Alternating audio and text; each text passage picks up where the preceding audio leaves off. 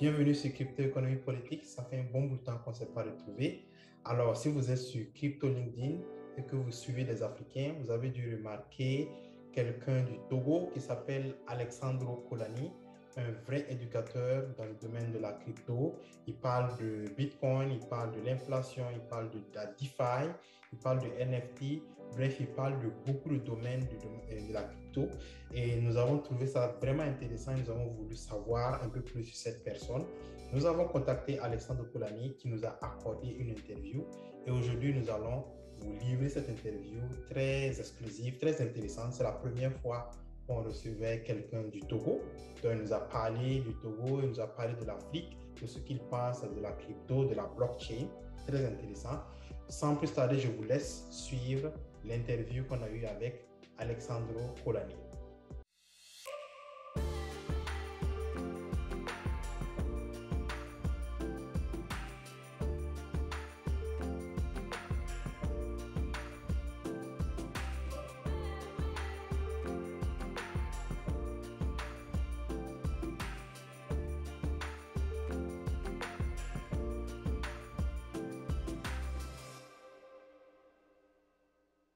Si vous êtes nouveau sur cette chaîne, sachez que vous êtes à Crypto Economy Politics, la chaîne qui s'est donnée pour mission d'éduquer et d'informer les populations africaines sur les technologies blockchain et ses usages comme la crypto-monnaie.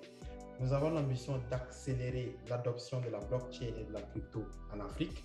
Donc, nous invitons des acteurs de ce domaine en anglais, en français et bientôt en portugais à partager leur expérience, à partager leurs méthodes, comment il faut faire pour entrer dans ce domaine. Nous faisons des interviews et nous partageons ces interviews avec vous. On espère que vous allez continuer à nous suivre, continuer à nous supporter. La meilleure manière de nous supporter actuellement, c'est de vous abonner à la chaîne. Et on saura que les gens sont très intéressés par ce qu'on est en train de préparer, mais aussi vous pouvez penser à poser vos questions, à demander d'autres informations auxquelles peut-être on n'a pas pensé parce que ce contenu, on le fait pour vous. On veut savoir ce que vous voulez savoir pour pouvoir préparer un contenu qui vous arrange. Donc, on reste connecté. N'hésitez pas à nous faire signe. On est là pour vous et à interagir avec vous. Voilà, donc je vais vous laisser le soin de vous présenter, qui vous êtes, votre background et peut-être comment vous êtes arrivé dans le domaine, dans le monde de la crypto. Voilà, donc je vous laisse la parole pour ça. Bonsoir tout le monde. Tout d'abord, merci d'abord de m'avoir invité. Vraiment ravi d'être là. Oui. Pour dire, je suis qu'un jeune passionné du domaine. Donc, pour me présenter, Alessandro Colani. Alessandro Colani, principalement, moi, je suis un cursus d'ingénieur géométrique. Donc, moi, principalement, c'est ça mon cursus actuellement. Donc, je me spécialise principalement dans ce domaine-là. Donc, la blockchain, j'ai commencé comme tout le monde, je m'intéressais premièrement aux crypto-monnaies, donc j'ai commencé à juste 2 ans et demi. Donc, il y a beaucoup de personnes qui sont rentrées lors du bull run de 2017. Beaucoup ont connu le Bitcoin en ce moment-là. Oui. Moi, principalement, je ne l'ai pas connu en ce moment. Je connaissais, mais ce n'était pas les jeux. Mais je ne suis pas principalement intéressé. J'ai commencé à m'intéresser, ça fait juste 2 ans et demi, 2019 en an, et j'ai commencé à m'intéresser dans ce domaine-là. Donc, moi, je m'intéressais principalement au Bitcoin, comment acquérir. Et au commencement, étant juste un Bitcoin, on pensait on pouvait miner du Bitcoin avec le téléphone portable ou bien avec nos PC. On ne savait pas que ce procédé demandait beaucoup d'énergie et puis une puissance de calcul très important que notre ordinateur ne pouvait pas le faire. Donc, principalement, je pensais que c'était comme ça. Je l'ai découvert, je me suis lancé dans certaines opportunités, j'ai perdu de l'argent. Avec des partenaires, on a perdu de l'argent. Donc, c'est là principalement, en faisant cela, j'ai compris que je n'étais pas seul, qu'il y avait plusieurs jeunes d'entre nous, surtout en Afrique francophone, qui se lançaient sans compréhension. Certes, aujourd'hui, c'est la vérité qu'aujourd'hui, on a des personnes qui se font de l'argent, c'est une réalité. Je connais des personnes qui sont devenues millionnaires, qui sont devenues multimilliardaires dans le domaine, sans comprendre réellement le domaine. Mais c'est qu'aujourd'hui, la plupart des personnes aujourd'hui, on se fait en Afrique par surtout les réseaux sociaux comme Telegram, WhatsApp ou Facebook, où des personnes vous interpellent directement dans votre privé, dans votre profil privé pour vous demander d'investir dans cette crypto. Donc, moi, je me suis lancé, puis je suis allé chercher des certifications, des spécialisations dans le domaine précisément. Et il y a eu des startups privées qui le donnaient. Il y a Blockgeek, qui est une fondation en partenariat avec Ethereum. Il y a Coursera, que je pense que vous connaissez très bien, qui donne des spécialisations, même des masters dans la blockchain. Oui.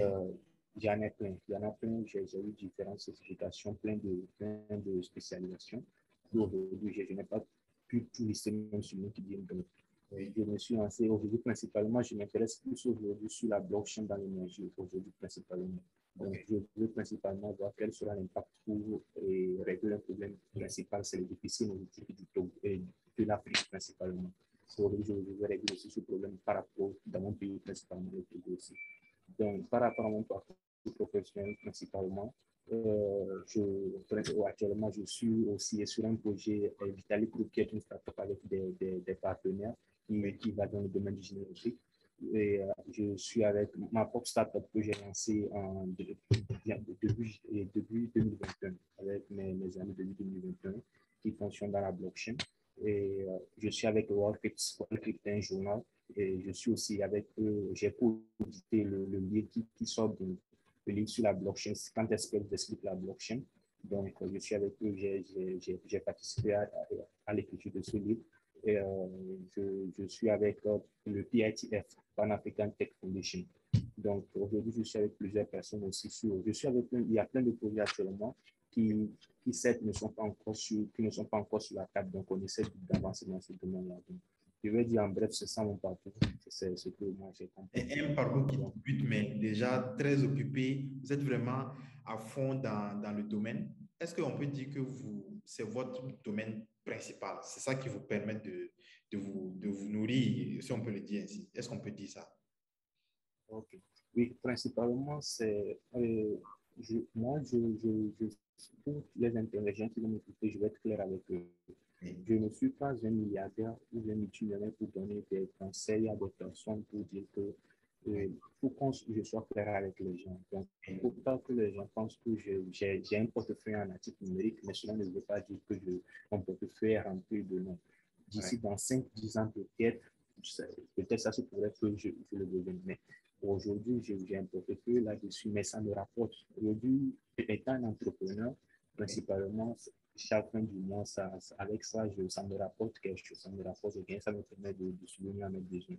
Et principalement, aujourd'hui, je suis entrepreneur, je travaille sur un projet principalement qui est dans le système hybride et d'énergie et qui veut associer la blockchain pour permettre une efficacité énergétique. Donc, aujourd'hui, je dis la blockchain principalement est une passion pour moi. Donc, moi, sur le long terme, c'est réellement dans ce domaine que je veux réellement m'investir et acquérir réellement des connaissances parce que je vois que plus j'avance, plus je vois que je me connais réellement. Je ne connais pas grand-chose dans le domaine. Il y a beaucoup de choses à explorer et moi, je veux plutôt apprendre que je veux donner, mais je veux aussi apprendre qu'on m'enseigne et que moi, je sois capable d'enseigner sur eux. C'est ça le principal. Ok, ok. Je suis bon, c'est un domaine nouveau, il y a beaucoup de choses à apprendre. On ne finit jamais d'apprendre, hein. Chaque fois qu'on continue, on voit qu'il y a de nouvelles choses. Mais aujourd'hui, on va parler de Bitcoin parce que c'est un domaine large. Peut-être que plus tard, on va vous inviter pour parler d'autres choses. Mais déjà, Bitcoin, c'est déjà suffisamment large, hein. Alors, est-ce qu'on vous a demandé ce que c'est que Bitcoin et comment vous essayez d'expliquer Bitcoin à des personnes lambda? Okay. Moi, quand on me demande Bitcoin, c'est quoi? Bitcoin, moi, je le prends simple. Bitcoin, pour certains, ils ne veulent pas attendre le fait que Bitcoin est une monnaie. Moi, je le prends comme Bitcoin, c'est une monnaie que moi, je considère qu'il sera comme une réserve de valeur. Moi, je considère Bitcoin comme l'ordre de demain. C'est-à-dire que moi, pour faire comprendre le Bitcoin à des personnes, moi, je fais juste aujourd'hui, moi, j'aime plutôt passer par le cours sur la masse monétaire et puis l'inflation. Expliquer plutôt la monnaie à la personne. Aujourd'hui, quand on prend notre pays, on prend le pays aujourd'hui africain qui utilise le franc CFA. On comprend l'inflation par rapport au franc CFA. Juste cette année, le Togo a eu une inflation de 5,6%. Juste le mois qui vient de passer, le Togo est passé à une inflation comme ça. On prend tous ces pays, les pays africains, surtout francophones qui utilisent le franc CFA, il y a toujours ce problème. Et on a un souci. Quand nos mamans vont au marché pour aller acheter des produits, ils se rendent compte que le prix des condiments augmente. Et souvent, ils se demandent, bon, est-ce que ce n'est pas le prix des choses qui augmente? Or, ce n'est pas la réalité des choses. C'est la valeur de votre argent qui diminue réellement. Maintenant, par là, maintenant, moi, je passe maintenant par l'explication. Pourquoi Bitcoin aujourd'hui est un réel avantage aujourd'hui pour cette économie? Pourquoi Bitcoin est adapté? Maintenant, si maintenant on va de là maintenant, pourquoi aujourd'hui Bitcoin est plus adapté à l'économie africaine? Et là, maintenant, je viens maintenant au niveau des banques centrales, des autorités. Parce que l'Afrique a un problème, c'est le problème de confiance. Nous n'avons pas confiance à nos gouvernements et à nos organisations. Donc, pourquoi aujourd'hui le Bitcoin avec sa blockchain publique permet aujourd'hui d'instaurer une confiance entre la population. Donc, par là, aujourd'hui, j'explique comme ça le Bitcoin. Parce que moi, principalement, je n'ai pas une définition exacte du Bitcoin que je donne. Ça dépend de la personne avec qui je me trouve. Et puis, je lui donne une définition appropriée par rapport au Bitcoin. Le Bitcoin, c'est un système de paiement, c'est une monnaie numérique, un système de paiement qui permet d'échanger de la valeur sans intermédiaire. Donc, on peut le donner juste simplement comme ça à une personne. Maintenant, qu'est-ce que cela peut permettre réellement à une personne, aux Africains de faire réellement par rapport aux enjeux que nous avons réellement aujourd'hui? Voilà ce que le Bitcoin peut nous permettre de faire et comment on peut y arriver. Moi, je passe par là. Ah, super, super. C'est vraiment, c'est une belle manière d'expliquer parce que vous partez des réalités des populations, c'est-à-dire l'augmentation des prix et tout ça, l'inflation même, et ça permet aux gens de comprendre effectivement le concept de Bitcoin. C'est intéressant. Bon, c'est vrai que bon, Bitcoin, il y a vraiment plusieurs facettes, mais ça peut vraiment permettre de comprendre. Mais pourquoi un pays africain? C'est vrai que vous avez déjà brossé quelques raisons pour lesquelles Bitcoin pourrait être intéressant. Mais supposons qu'il y a un chef d'État qui nous écoute. Pourquoi un pays africain pourrait adopter Bitcoin dans son économie, selon vous? Ok. Moi, principalement, j'aime beaucoup les pays anglophones. Quand on est en Afrique, principalement, on se rend compte que il y a une grande différence entre les pays anglophones et les pays francophones. On prend, même si aujourd'hui le Nigeria aujourd'hui est en train d'être reprime le Bitcoin aujourd'hui sur son territoire, refoule le Bitcoin sur son territoire, on se rend compte quand même que les Nigériens, les jeunes Nigériens comprennent pourquoi ils adoptent le Bitcoin. Mais on a un problème crucial en Afrique. Pourquoi aujourd'hui les gouvernements vont essayer d'adopter le Bitcoin comme solution aujourd'hui, comme solution de vie? On se rend compte qu'aujourd'hui, au niveau des systèmes des pays, on a un problème crucial. Déjà, au niveau de l'économie, l'économie est en zigzag. Oui. Les jeunes aujourd'hui ont besoin, les jeunes aujourd'hui, c'est ça leur problème principal. Ils veulent de l'emploi, ils veulent aller chercher, ils veulent réellement trouver du travail et faire un bon temps. Or, on se rend compte aujourd'hui que, pas que le Bitcoin, il y a un système donné aujourd'hui qui peut permettre d'amener, de passer aujourd'hui, on se rend compte que quand le Bitcoin, les crypto-monnaies interviennent dans une économie, il y a plusieurs investisseurs parce qu'il y a des personnes aujourd'hui qui trouvent plus important ça. Parce que le Bitcoin aujourd'hui peut permettre de lever des fonds. Parce que moi, je ne regarde pas que le Bitcoin, je regarde aussi la blockchain, ce que la blockchain peut permettre. Et pour les gouvernements, pourquoi les gouvernements? Moi, j'ai un problème. Le problème plus seul au niveau des gouvernements, les gouvernements ont un problème principal. Le problème, c'est quoi? La confiance.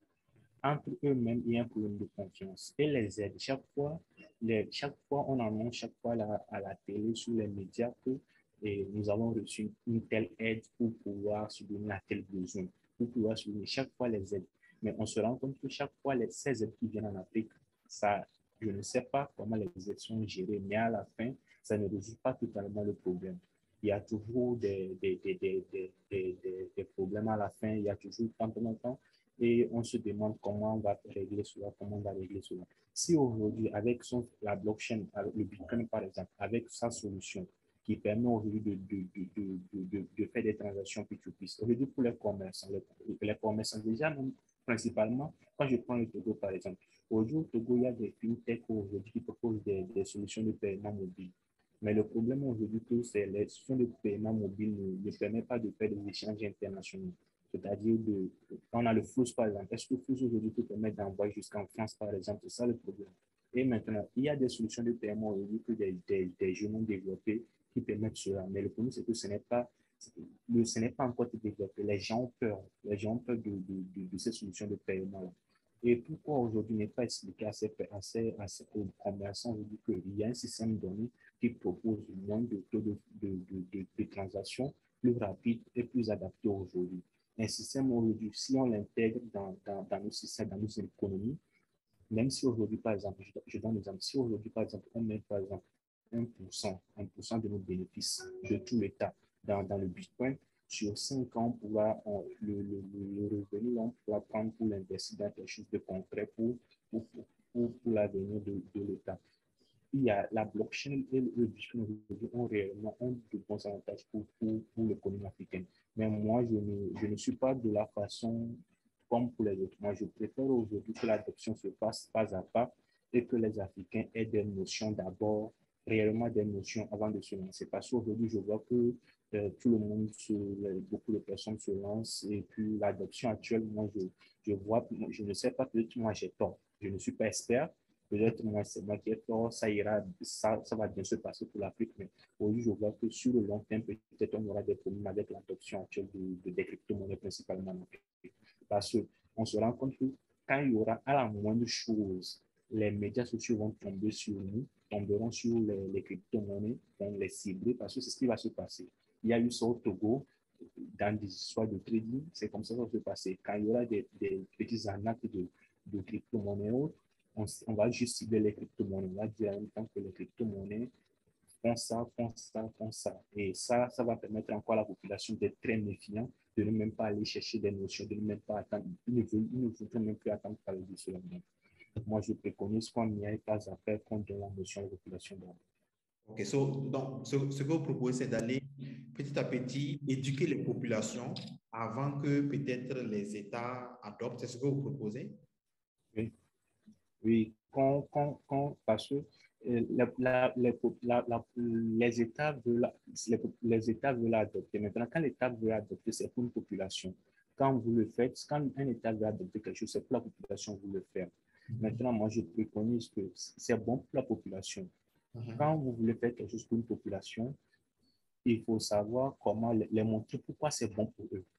Si vous ne les montrez pas pourquoi c'est bon pour eux, là, c'est-à-dire vous les imposez quelque chose sans les dire pourquoi c'est bon pour eux. Ça, ce n'est pas une meilleure chose. Quand vous les montrez pourquoi c'est bon pour eux, pourquoi c'est bon de l'utiliser, pourquoi c'est plus adapté pour eux aujourd'hui de l'utiliser, ils seront plus confiants à utiliser cette chose. Parce qu'ils savent ils connaissent aussi les risques. Ils connaissent que quand ils font ça, c'est les dégâts, ils vont perdre ça. Parce qu'aujourd'hui, quand moi, aujourd'hui, avec ma startup, on a donné des notions. Parce qu'on se rend, moi, je connais principalement des gens qui ont perdu 8 bitcoins comme ça, juste en donnant leurs clés privées à des personnes sans savoir. Parce que des personnes sur Internet ont demandé de donner des clés privées pour avoir des airdrops gratuitement. Or, des airdrops en crypto comme ça ne se fait pas comme ça. Donc, et si la population sait sur quoi elle avance, elle comprend le domaine et on adopte cela, parce que l'Afrique aujourd'hui, l'Afrique doit réellement adopter ça. Moi, je ne suis pas un expert financier. Moi, je parle juste en tant que passionné du domaine et en tant que je sais les problèmes que nous avons actuellement. Je ne sais pas, peut-être moi j'ai tort parce que c'est à cause de ça, moi je le dis. Je ne conseille en rien, je ne suis pas un conseiller, mais moi je le dis. Avec les problèmes actuels que nous avons aujourd'hui, c'est un écosystème très adapté. On n'est pas que du Bitcoin. Aujourd'hui, on a les NFT. Les NFT aujourd'hui révolutionnent carrément le domaine des artistes et autres. Mais aujourd'hui, connaissons le marché. Aujourd'hui, quand on voit les artistes africains, le problème qu'ils ont réellement, pourquoi aujourd'hui ne pas le permettre, ne pas permettre aux artistes africains de développer leur art dans le numérique aujourd'hui et de vendre leur art à leur propre valeur. Donc, tout cet écosystème-là, aujourd'hui, on se rend compte qu'on ne dit rien. Et on risque aujourd'hui que sur le long terme, on viendra nous éduquer, on va venir nous éduquer chez nous à la maison, on vient nous éduquer et nous, on sera là encore à dire aujourd'hui que non, que non. Or, le problème même vient de nous principalement. Oui. Donc, je pense qu'il faut passer par ce processus. Est-ce que la digitalisation n'est pas un frein à cette éducation-là? Parce que avant qu'il y ait blockchain, il y a un minimum du numérique que les gens doivent quand même savoir. Est-ce que ce n'est pas un frein? Ou est-ce qu'on peut sauter la digitalisation et aller directement vers la blockchain? Oui. C'est ça aussi pourquoi je voulais qu'on y ait pas à aussi. Parce qu'aujourd'hui, il y a un problème principal aussi, l'électricité en Afrique. Ouais. S'il n'y a pas d'électricité, c'est pour cela que s'il n'y a pas d'électricité, vous faites comment? Et maintenant, s'il y a l'électricité, il n'y a pas d'internet, vous faites comment? S'il y a pas, c'est ça, il y a mon frère Emmanuel Harou qui disait, s'il y a pas d'internet, bonne chance pour acheter du Bitcoin, c'est comme ça. Donc, il y a vraiment un problème. Donc, aujourd'hui, on se rend compte que la plupart des Africains, des jeunes Africains ont un téléphone portable. Mais en Afrique, principalement, au moins quand vous prenez une semaine, au moins 2 fois, au pire des cas, une fois, on doit vous faire un délestage d'électricité parce qu'on doit travailler sur une ligne, parce il y a un problème d'homme. Donc, ce problème, c'est pour cela, c'est pour cela, moi, je veux qu'on n'y aille pas après. Moi, je pense que je m'intéresse plus à l'avantage de la blockchain dans l'implémentation de l'énergie, pour l'implémentation de l'énergie en Afrique. Donc, moi, principalement, si aujourd'hui, on arrive à régler ce problème-là, ce problème de déficit énergétique, et on arrive parce que l'énergie aujourd'hui, sans énergie, une industrie à l'extérieur du pays ne peut pas venir s'implémenter dans le pays. Si aujourd'hui on arrive à régler ce problème, ce problème de déficit énergétique, on arrive à avancer dans ce domaine, sur le long terme, ça va aller. Mais déjà, on peut déjà commencer par rapport à la blockchain, on peut déjà commencer par initier la population, donner des notions, permettre à la population de comprendre ce domaine-là. Ceux qui peuvent se permettre de commencer par se lancer dans ce domaine-là. Parce qu'aujourd'hui, on a des jeunes aujourd'hui qui ont soif d'aventure, qui veulent se lancer dans l'entrepreneuriat, qui veulent évoluer. Pourquoi ne pas les permettre de développer des solutions? Parce qu'aujourd'hui, on a des personnes qui veulent développer des solutions dans ce domaine-là, des fintech, et puis préparer réellement ces jeunes, les accompagner, leur dire que ce n'est pas facile, ça ne se fait pas en un jour, mais vous pouvez réellement y aller puis réussir dans ce domaine-là. C'est ça aussi la réalité des choses. Ok, mais lorsque vous comparez, par exemple, le cas de l'Afrique avec un pays comme El Salvador, c'était carrément, le président a carrément imposé, et bon, il pas imposé, le Parlement, c'est passé par le Parlement, et puis ils ont décidé d'utiliser Bitcoin. Est-ce que vous pensez que, bon, il y a des débats selon lesquels ça a été dictatorial, ils ont imposé Bitcoin aux populations. Est-ce que vous êtes du même avis? Ou ça peut aussi passer selon vous si un président utilise le même moyen que le président de Salvador. Ok. Merci pour la question. Principalement, moi, je vois que, peut-être je me trompe, mais moi, je vois que le cas de Salvador et l'Afrique, surtout francophone, même l'Afrique, je vois qu'il y a un peu une différence. Parce que je vois que, principalement en Afrique, les jeunes Africains utilisent déjà les crypto-monnaies. Ils embrassent déjà les crypto-monnaies. Au Okay. Salvador, quand on voit, si ce n'est pas que le président, c'est le président a imposé, mais quand on fait la coupe d'adoption, on voit que déjà en Afrique, il y a les jeunes déjà adoptent ce domaine. En fait, c'est ça, moi, je vois. Okay. Si en Afrique, si un président est, comment on appelle, ordonne d'adopter le Bitcoin, moi, je n'ai aucun problème par rapport à cela. Moi, je trouve que c'est une bonne idée, bon, et que ça marche, c'est une bonne idée. Au Salvador, moi, ça marche, c'est une bonne idée. Moi, c'est tout ce qu'on veut, que ça marche, que ça soit réellement une bonne chose. Moi, en Afrique, principalement, en fait, moi, c'est la mentalité francophone, en fait, qui, moi, m'épique, en fait. C'est parce que quand je suis jeune, je connais la mentalité de nos jeunes quand on trouve un domaine comme ça, parce qu'on se rend compte, on voit en fait le pourcentage, on voit les gains dans ce domaine-là. On se dit que, ouais, on va vite faire du gain dans ce domaine-là. Et sans réellement savoir que quand aujourd'hui, les shitcoins comme ça, parce qu'aujourd'hui, on se rend compte que les shitcoins ont permis à des personnes de devenir millionnaires réellement dans ce domaine-là. Je sais de quoi je parle, je connais plein de personnes qui ont fait fortune dans ce domaine-là, et je connais aussi plein de personnes qui ont perdu de l'argent, et plein de personnes qui ont vu des opportunités ont perdu de l'argent. Donc, les Africains aujourd'hui ont déjà connu le domaine et ils se sont déjà lancés dans ce domaine. Donc, si aujourd'hui un président décide d'imposer ça à la population, bon, moi je trouve que c'est une bonne idée. Moi, juste que moi, connaissant les Africains, moi je veux plutôt, parce il y a eu des. Je ne veux pas que ça soit aussi une adoption comme comme les autres. Parce qu'aujourd'hui en Afrique, les sociétés de trading, principalement en Afrique, en Afrique principalement, ont une mauvaise information, bien image, le mot même, ont une mauvaise image en Afrique. Parce que les sociétés comme ça, une mauvaise image en Afrique. Je ne veux pas que cela soit on ait la même chose dans quelques années à venir. Qu'on plutôt qu'on donne des notions, Parce que les crypto-monnaies, même s'il y a des avantages, il y a des risques. Que les gens comprennent les risques, comment avancer. Et puis, bon, je ne suis pas un conseiller. Si un président décide de le faire, bon, moi je conseille, mais je ne suis pas un expert pour dire que, parce que moi je veux d'abord apprendre et puis on verra bien. C'est ça. Alors, parlons d'apprendre. Vous avez parlé de certains, de shitcoins, d'autres choses. Est-ce que vous pouvez dire à quel type de crypto-monnaie et déjà, c'est quoi une shitcoin? C'est quoi la différence avec altcoin et bitcoin? Est-ce que vous pouvez parler un peu pour ceux qui ne Oui. savent pas trop sur le Euh, domaine? oui. Principalement, dans la crypto-monnaie, il y a souvent deux types de personnes. Il y a les maximalistes qui considèrent Bitcoin comme la monnaie, qui considèrent tout le reste comme des shitcoins. Tout OK. le reste, même, tout le reste, il est considéré comme des shitcoins. Et moi, je ne suis pas quelqu'un d'entre eux. Et même, je ne suis pas de type. Il y a même trois, quatre types de personnes. Même c'est moi qui le fais ça de type. Mais principalement, moi, je suis ceux des personnes qui considèrent Bitcoin comme une référence et je considère d'autres comme des projets à suivre. Et puis, il y a une troisième catégorie que moi, je considère carrément comme des shitcoins. Et les altcoins, je considère les altcoins comme des crypto-monnaies avec des projets sérieux qui veulent réellement apporter un plus dans l'écosystème. Et ils veulent apporter des plus sur la transparence, la stabilité de la blockchain, bon, augmenter, apporter des solutions dans divers domaines, la culture, l'Internet, tout. Moi, je considère ça.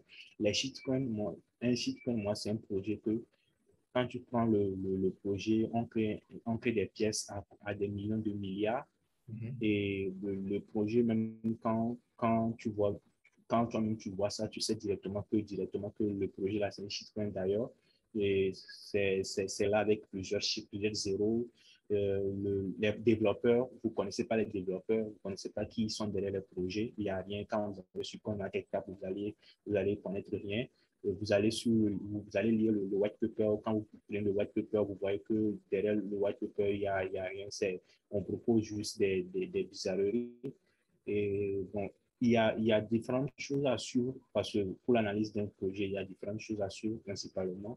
Quand on prend un shitcoin, normalement, une personne, il prend un projet, un shitcoin, il sait directement, il sait directement, il sait directement cela ne veut pas dire aujourd'hui que moi je dis aux personnes que de ne pas acheter, je ne donne pas de conseil. Chacun est libre de faire comme il veut, comme il veut. Principalement, moi, j'avais un portefeuille, principalement en shitcoin, mais pas tout. J'avais juste pris du Doge et puis du Shiba que j'avais, de l'argent que j'avais à perdre. Je Oui. ne donne pas de conseils, de l'argent que j'avais à perdre. Et moi, je l'ai même vendu. Je l'ai même vendu. Si j'ai l'avais actuellement, je n'imagine pas le nombre de milliards. Je ne vais pas donner les chiffres de Shiba que j'avais, mais je l'ai carrément vendu. Actuellement, mon partenaire, il me taquine, il me dit que où sont les Shiba que tu as? Sinon, actuellement, on devait être riche. Il a dit, bon, moi, j'ai déjà vendu, je fais comment? Donc, moi, je ne donne pas de conseils à des personnes. Moi, je dis juste que surtout, déjà, les crypto-monnaies sont risques. Mais déjà, quand vous devez aller sur des marchés assez volatiles comme ça, il faut savoir que c'est encore plus risqué. Donc, il faut vous attendre à perdre 100% de vos rendements carrément. Parce qu'il y a des projets comme ça, à la fin, les développeurs vont laisser carrément le projet et ils vont plus accompagner le projet. Donc, il faut carrément se préparer là-dessus. Donc, principalement aujourd'hui, les personnes que moi j'approche, j'accompagne, moi je n'avance pas, je ne donne pas de. Moi, je suis clair. Déjà, même sur le Bitcoin et autres, moi je le dis en même temps. Moi, je fonctionne sur le long terme. Ouais. Je vous dis en même temps, d'abord, même avant que moi je vous fasse, qu'on commence, je vous fais d'abord comprendre le domaine avant que vous commencez par acheter vous-même. C'est Je ça. n'achète pas pour vous-même, vous l'achetez. C'est Et ça. quand c'est fini, vous comprenez carrément le domaine, vous allez savoir comment y aller, comment investir dans ce domaine-là. Et moi, je vous dis carrément, si vous investissez sur les chiffres, moi, je vous dis pas, si vous investissez, sachez que vous pouvez pas perdre 100% de votre investissement. C'est votre problème, à vos risques et périls. Donc, moi, je ne donne pas de conseils. Donc, il y a les, parce que moi, je ne veux pas, on va me dire que, parce qu'il y a des personnes, je connais des personnes déjà en privé et commencent déjà pas déjà sur nous, il y a des personnes déjà qui commencent déjà par me titiller, dire que non, que les shitcoins ça donne, que c'est des gens deviennent milliardaires. Moi, je n'en disconviens pas, je suis d'accord. Ça marche, il y a des personnes qui deviennent milliardaires et c'est une réalité.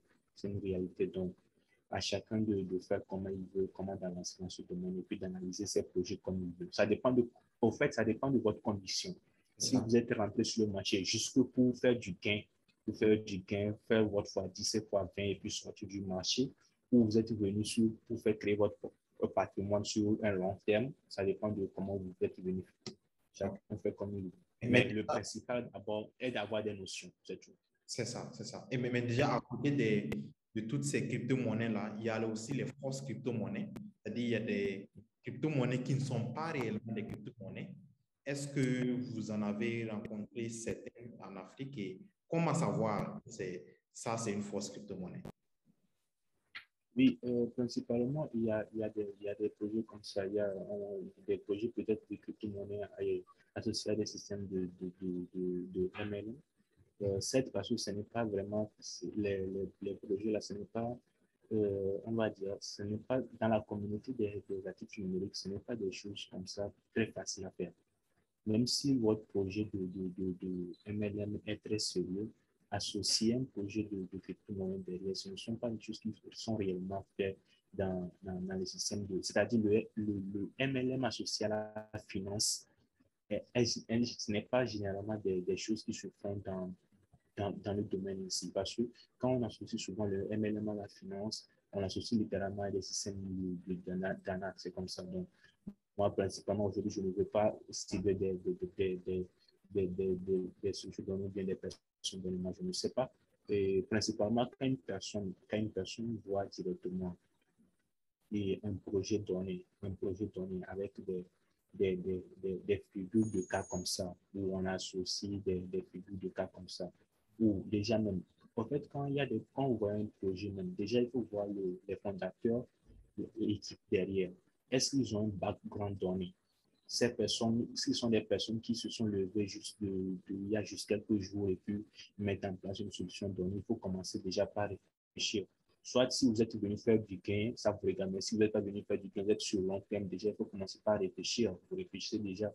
Donc, la jeunesse doit calmement, parce qu'aujourd'hui, on se rend compte en Afrique, il y a chaque fois, on voit qu'il y a des jeunes, même aujourd'hui, c'est très simple. Moi-même, j'ai vu ça, c'est très simple. Je ne suis pas développeur aujourd'hui, mais aujourd'hui, je suis capable juste aller sur GitHub et prendre un smart contract, modifier, et puis créer ma propre crypto-monnaie, le lancer. C'est très simple de le faire avec la finance blockchain. Donc, on se rend compte qu'aujourd'hui, c'est très simple pour plusieurs personnes et avec ça, on associe ça à un système d'investissement. Ils associent ça avec un système d'investissement et puis on lance ça et puis on fait une page web pour ça et puis on demande aux gens d'investir. Donc, moi, principalement, quand il suffit que moi, j'aime beaucoup aller lire le white paper, aller lire qui a fait du white paper. Quand vous allez, il faut aller lire. Quand c'est Finance Machine, allez sur les testscan.io. Ils vont sur les testscan.io pour aller voir les informations sur le projet. Quand c'est sur la Binance, allez sur la BSC Scan, oui, c'est ça, la BSC Scan, pour aller voir c'est quoi derrière. Il y a quoi comme nombre de pièces a été créé, quoi de matériel est disponible, quoi de dépôt est disponible. Il y a d'autres même sites qui sont encore plus là, qui permettent à des personnes d'avoir des informations. S'ils ont un compte Twitter, allez voir le compte Twitter, allez voir le compte LinkedIn de chaque fondateur. Surtout le compte LinkedIn est toujours privilégié pour aller voir et que ces personnes aient les informations nécessaires avant de débuter dans ce domaine. Parce que ça dépend. Moi, je veux principalement que ces personnes aillent chercher les informations avant le minimum d'informations et puis vous allez savoir dans quoi vous avancez réellement. C'est mieux. Il n'y a pas de problème. Alors, on va revenir peut-être une question sur Bitcoin.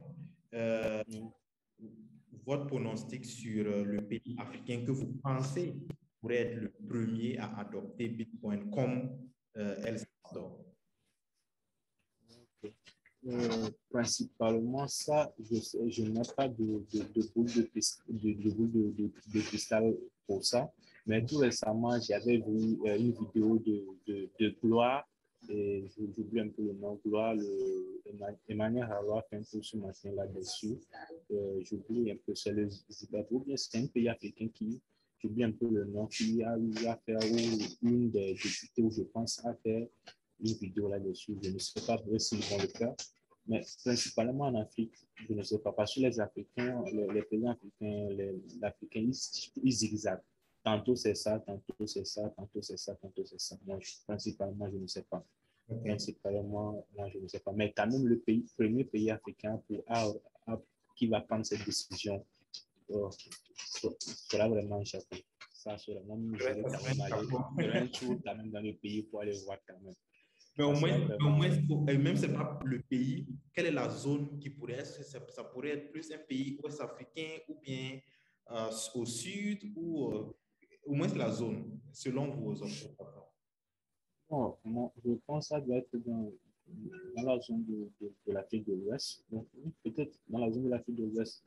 Oui, peut-être, je vois, peut-être, je sais pas, peut-être. Quand même, moi, le Nigeria, quand même, parce que moi, je vois le Nigeria très fort. C'est tout récemment avec l'annonce du gouvernement que j'ai vu ça allait restreindre les choses parce que le gouvernement a lancé le INAIRA, donc il fallait restreindre les choses pour avoir une adoption. Donc, principalement, je pensais que c'est eux réellement qui allaient prendre ce domaine-là parce que j'ai discuté avec ils ont des développeurs là-bas, le Niger a des développeurs à des personnes, des acteurs clés de la blockchain là-bas. Ces gens, ils ont réellement des personnes, ils ont réellement des personnes. Et il y a, les jeunes maintenant s'intéressent aux NFT.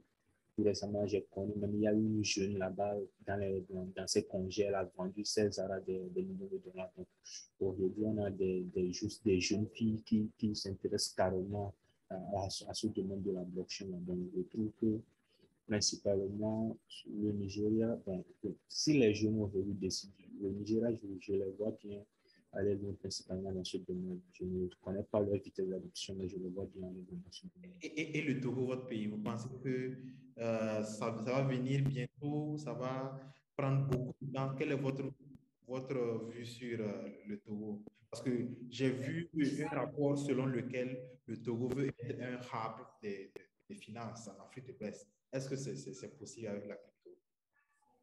Et, principalement le Togo, comprend le Togo. Le Togo, moi je veux dire, c'est un pays quand même, c'est un pays quand même, je considère comme béni.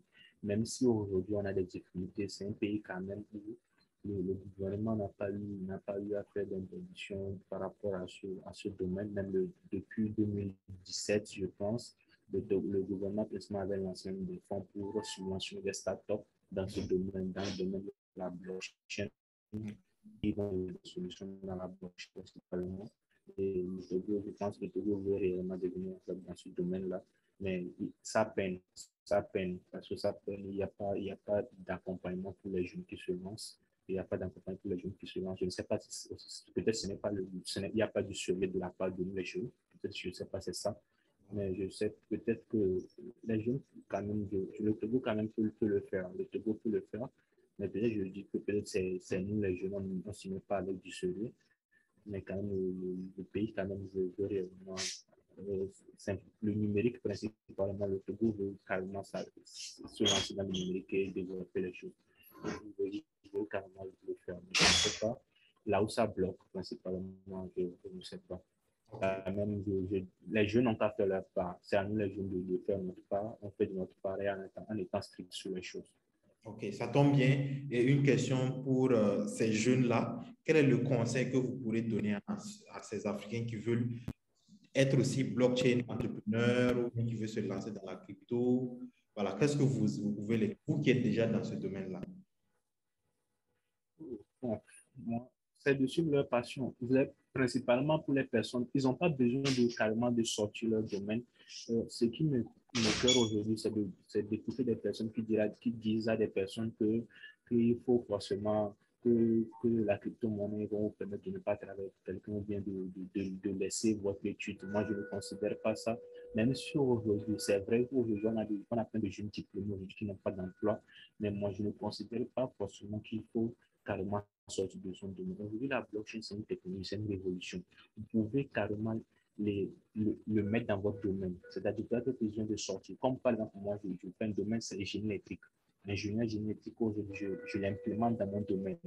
Donc aujourd'hui, les jeunes, peu importe le domaine dans lequel vous êtes, vous pouvez l'implémenter dans le domaine et avoir d'autres compétences, et ça vous permet d'ouvrir d'autres visions. Donc, moi, je permets, c'est ça. Aujourd'hui, le principal aujourd'hui à des jeunes, moi, je considère, les jeunes doivent construire leur réseau, construire leur réseau de compétences.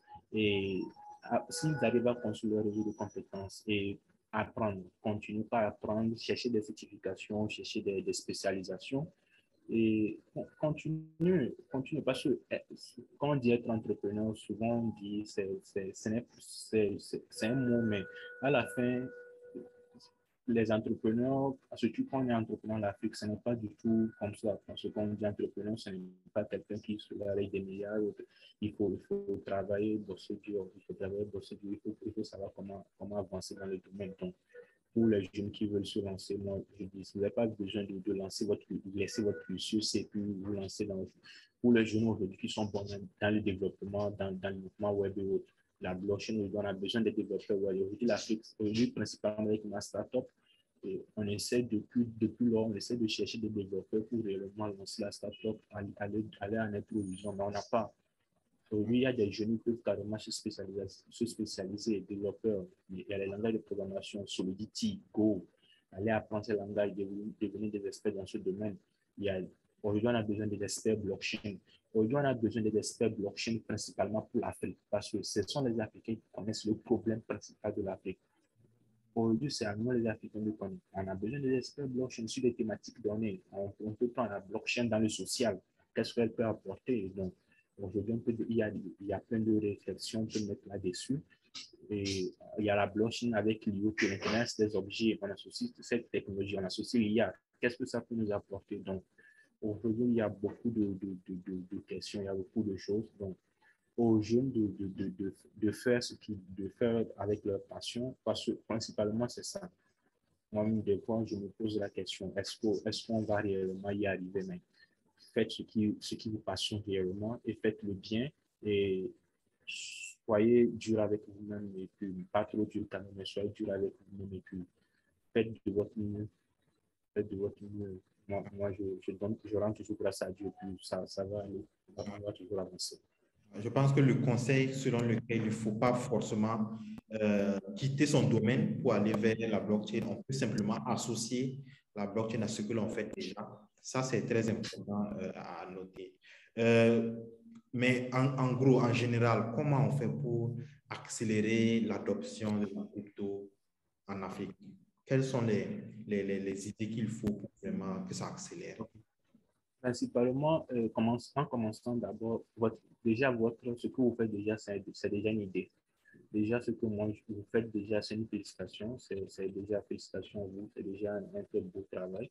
Il y a 10 000 codeurs, il y a plein de personnes qui le font. Il y a plein je prie que votre chaîne YouTube connaisse plus de vues, plus d'adoption et que plein de personnes puissent voir les réactions, les vidéos que vous faites. Principalement, moi, c'est ça que je veux.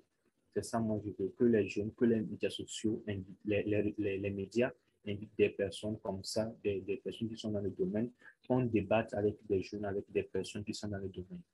Que ça soit comme ça, que les jeunes, surtout quand on fait des débats comme ça, on fait des débats comme ça, on fait des conférences, surtout des conférences où vous êtes dans des conférences dans des universités, dans des lieux donnés, et vous êtes là avec des personnes, vous discutez, les jeunes, ils vont adorer, surtout quand ils vont toujours adorer. Parce que là, ils ont de l'information, ils ont des notions qui passent, même s'ils sont pendant une heure de temps. Moi, j'aime ça. Quand vous êtes des conférences, surtout, moi, j'adore le contact humain. Quand vous faites ce truc c'est souvent très cool. Et les jeunes vont beaucoup adorer. Donc, moi, ce que vous faites déjà, c'est une très bonne chose. Et que beaucoup de personnes aussi adoptent. Et moi, je préconise aussi que les Africains s'associent. On a un problème principal en Afrique, c'est qu'on aime travailler seul. Je ne pense pas que cette idée va aller. Parce que il faut qu'on s'associe, on est réellement une communauté africaine, Quand vous voyez les Américains aujourd'hui dans ce domaine-là, c'est qu'ils sont carrément une communauté. Quand on voit les Américains, quand on discute avec un Américain, principalement, moi, j'ai un problème, je ne parle pas bien anglais, mais je comprends l'anglais. Donc, moi, je parle avec des anglophones quand même. Mais j'ai discuté avec eux, ils sont quand même une communauté et ils sont unis là-bas. Ils sont très bien unis. Et puis, la France aujourd'hui, ils essaient aussi de mettre en place une communauté. À nous, les Africains aussi, d'avoir une communauté unie et de mettre vraiment des startups pour qu'à la fin, quand nos pays vont commencer par se lancer, qu'on puisse les accompagner. Pour qu'on ne va pas aller chercher des startups à l'extérieur du pays pour venir les accompagner. Que nous, on soit là, qu'on puisse les accompagner, on puisse accompagner notre population dans ce domaine-là. Ouais, en tout cas, c'est important qu'on crée un réseau en fait, entre les différents Africains, qu'on évolue ensemble, c'est vrai. En tout cas, ben, il y a beaucoup de choses qu'on peut aborder. C'est vrai, vous avez parlé des NFT, on n'a même pas parlé des DeFi, il y a plein de choses. Mais bon, j'espère voilà, on va s'inviter à nouveau et puis on va continuer à parler de la blockchain, de la crypto. Et voilà, pour continuer voilà, c'est comme une évangélisation. C'est ce que je disais entre-temps sur Twitter. On a l'impression c'est comme en fait la religion en fait. Parce que il y a des gens qui me disent souvent, je ne crois pas à Bitcoin. Je dis, mais ce n'est pas une question de croyance, c'est une technologie. Donc, mais quand même, bon, si les gens prennent ça comme une religion, on doit évangéliser comme les Américains le disent. Et on a besoin de gens comme vous aussi voilà, pour servir de modèle. Et puis bon, voilà, si des gens veulent vous contacter, je suppose que LinkedIn, vous êtes disponible, mais est-ce que vous avez d'autres réseaux où ceux qui veulent vous contacter peuvent voilà, venir vers vous? J'ai un compte Twitter, mais à part ça, j'ai fait le malheur de donner mon numéro de téléphone, donc Okay. je ne le donne plus. Donc, Facebook, j'ai un compte Facebook, mais je n'utilise plus comme ça parce que j'ai dit que ça me prend du temps. Oui. Parce que quand je veux travailler, quand je rentre sur le social, je risque de passer des heures sans travailler. Donc, je l'ai déinstallé, j'ai déinstallé Facebook, Telegram, je ne l'utilise plus. Donc, j'ai Medium, j'ai Twitter, j'ai LinkedIn. Si on veut plus me contacter, c'est LinkedIn. LinkedIn, je réponds vite. Okay. Là, je réponds vite avec LinkedIn. J'accepte les invitations. Même si je ne vais pas accepter, je vais répondre à votre message. J'accepte. Sur LinkedIn, je réponds très vite. Ok, super. Ce que je suis, on va mettre votre profil LinkedIn pour ceux qui veulent vous contacter.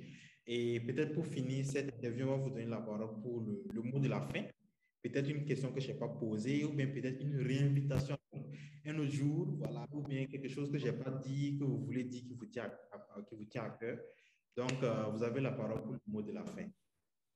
Ok, pour un mot de la fin, moi je voudrais juste vous féliciter.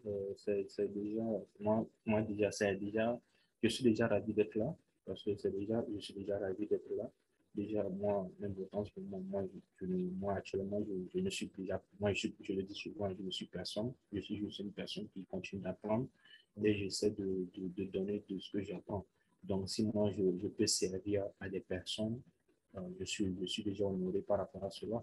Donc, moi, j'essaie d'apprendre. Moi, le mot de fin, c'est juste bravo à vous et puis bonne continuation, que Dieu vous aide à accomplir votre travail et puis que cela se fait très bien. Bonne chance à vous pour la suite. Et puis, merci. Merci. Merci. Et puis, je promets de vous réinviter parce que il y a beaucoup de thèmes que j'aimerais bien entendre beaucoup de choses par rapport à d'autres domaines. Mais bon, on aura le temps. Je pense qu'il ne faut pas. Voilà, on aura le temps de se. Voilà. Donc, on est connectés et puis on reste ensemble. Thank you. Merci.